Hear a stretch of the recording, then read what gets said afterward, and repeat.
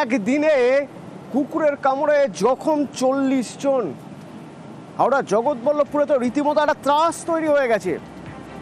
আমার সঙ্গে দেবাশিস রয়েছে, সরাসরি একটু জানতে চাইব কি অবস্থা এলাকার। দেখো, কার্যত বলা যেতে পারে এই কুকুরের আক্রমণে গৃহবন্দী হয়েছে সাধারণ মানুষজন।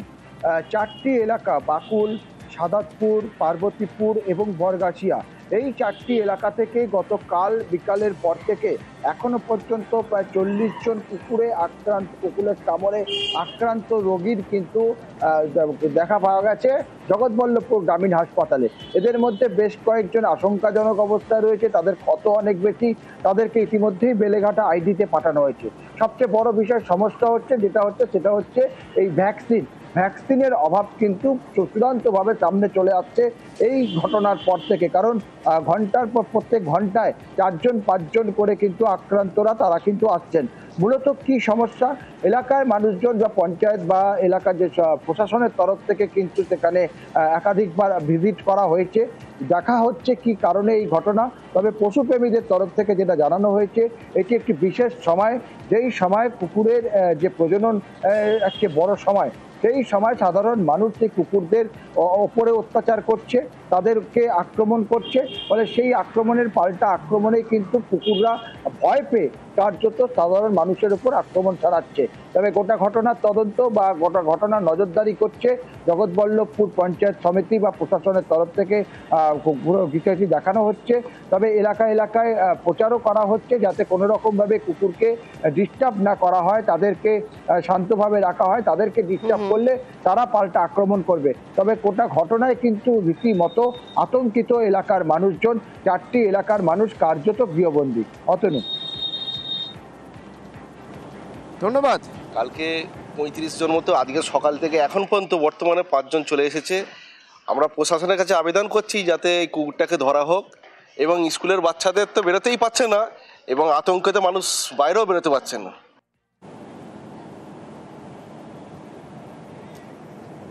বিভিন্ন খবর আমরা আপনাদের সামনে তুলে ধরি, যেখানে দেখা যায় প্রধান মানেই তিনি একটু বাড়তি সুবিধা চাইছেন, অথচ অন্যরকম প্রধানও তো আছেন।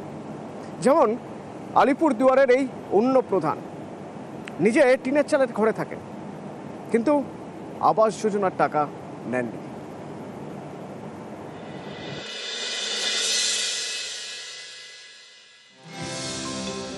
মনিকা পণ্ডিত আলিপুরদুয়ারের বিবেকানন্দ 1 নম্বর গ্রাম পঞ্চায়েতের প্রধান।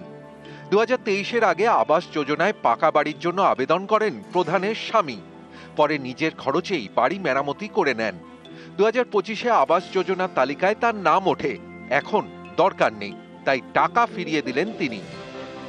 ঘরটা আমি ফেরত দিয়েছি এই কারণেই, আমি সরকারি ঘর নেব না, কারণ আমার বদলে যার প্রয়োজন আছে, যে ধরেন এরকম ঘর আছে প্লাস্টিকের ঘর, সে একটা ঘরের জন্য সারা রাত হয়তো বৃষ্টি হচ্ছে, জলে ভিজছে, চাল ফুটো, তো আমার ঘরটা যদি আরেকজন পায় সে উপকৃত হবে। আমার তো মোটামুটি বসবাস করার মতো একটা আছে। মনিকা পণ্ডিতের স্বামী স্বপন পণ্ডিত কেয়ারটেকারের কাজ করেন। কয়েক বছর আগে আবাস যোজনার বাড়ির জন্য আবেদন করেন, তখনও মনিকা পণ্ডিত প্রধান হননি।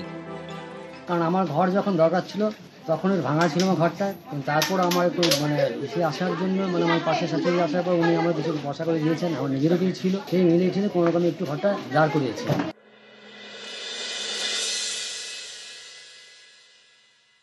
মনিকা পণ্ডিত এর আগেও পুরস্কার পেয়েছে। ও একটা ব্যতিক্রমী মানুষ, ও যে ডিভোটি মানুষের প্রতি, সেটা আগেও প্রমাণিত হয়েছে। পূর্ব অভিজ্ঞতা, এনজিওর সাথে যুক্ত থাকা, সেলফ হেল্প গ্রুপের কাজ করা, মানুষের কাছে যাওয়া, এইটুকুন অভিজ্ঞতা নিয়েই সে এসছে। তার একটা ব্যক্তিগত উদ্যোগ, সেই উদ্যোগ থেকে কিছু মানুষ হয়তো উপকৃত হচ্ছেন। আলিপুরদুয়ার থেকে রাজকুমার কর্মকার, নিউজ 18 বাংলা।